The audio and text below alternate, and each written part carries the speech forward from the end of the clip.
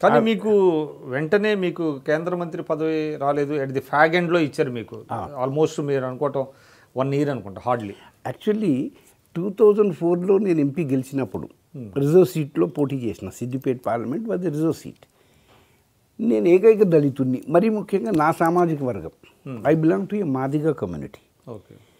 Seemandhra and Telangana అప్పుడైతే సమైక్యంగానే ఉంటుంది కదా. ఆంధ్రప్రదేశ్ స్టేట్లో మాదిగల పాపులేషన్ ఎక్కువ ఉంది.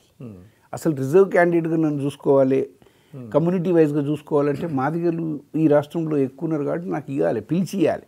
ఎందుకంటే మాదిగలలో నాలాంటి అభ్యర్థి కాంగ్రెస్ పార్టీకి ఇప్పటివరకు దొరకలే. ఇప్పుడు నంది అల్లయ్య గారు ఆయన అనేక సార్లు ఎంపీ అయినా ఆయనకు మంత్రి పదవి ఇచ్చేంత సీన్ లేకుండా కాబట్టి ఇవ్వలేదు ఆయనకు.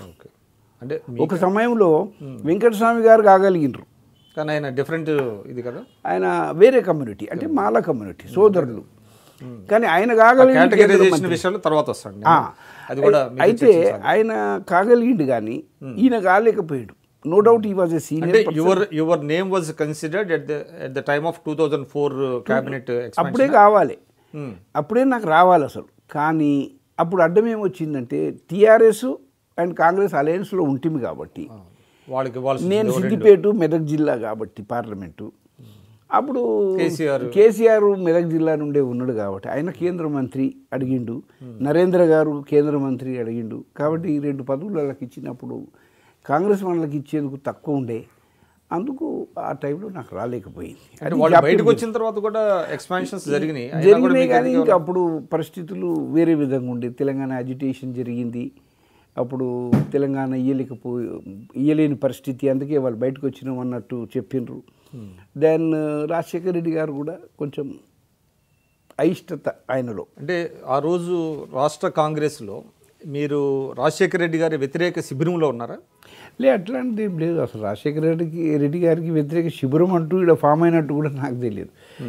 As a true soldier of the Congress party, ఒక లాయలిస్ట్గా, ఫాలోయర్గా, నాకు రాజకీయ జన్మనిచ్చిన వ్యక్తిగా సోనియా గాంధీ గారిని ఒక తల్లిగా భావిస్తూ నేను ముందుకు పోయినా, పార్టీ గురించే పనిచేసిన. కానీ నాకు వ్యక్తులతో సంబంధం లేకుండే మిగతా వాళ్ళతో.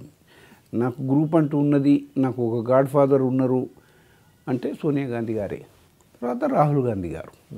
అంతేగాని అంటే రాష్ట్రంలో ఉన్నటువంటి కాంగ్రెస్ పరిస్థితులను మీరు ఎప్పుడు పట్టించుకోలేదు. కానీ ఇక్కడ జరుగుతున్న డెవలప్మెంట్స్ అన్నీ అక్కడ చెప్తుంటాయి.